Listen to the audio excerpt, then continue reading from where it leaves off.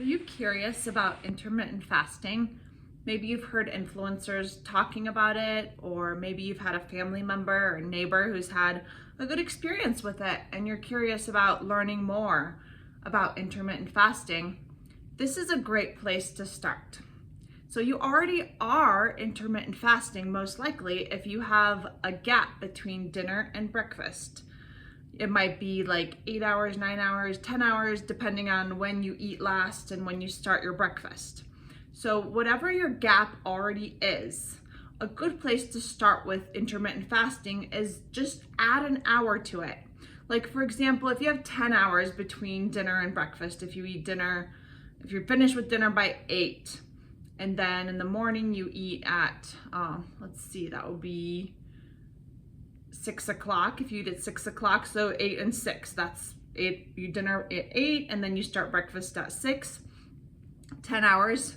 So then you might move your dinner up a little bit, finish by 7, or move your breakfast back to 7 a.m. in the morning. Whatever that gap is, just increase it by 1 hour and then try that for a day or two, and then increase it by another hour. So then move your dinner back or move breakfast forward and add another hour.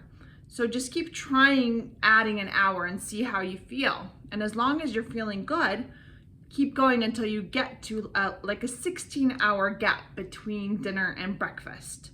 So for example, if you finish your dinner at like 6 p.m., then you want to start eating again at, 10 a.m. in the morning. That would be a 16-hour gap.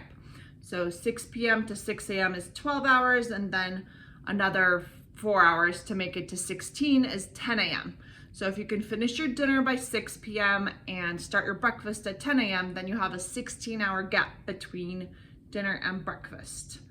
And the 16 fasting time with an 8-hour eating window is actually a pattern that has a lot of research behind it. It's helped people to lose weight, to balance their blood sugar, to do intermittent fasting in a way that doesn't lose lean muscle mass, which if you do some of the longer fasts, it's possible to lose some muscle.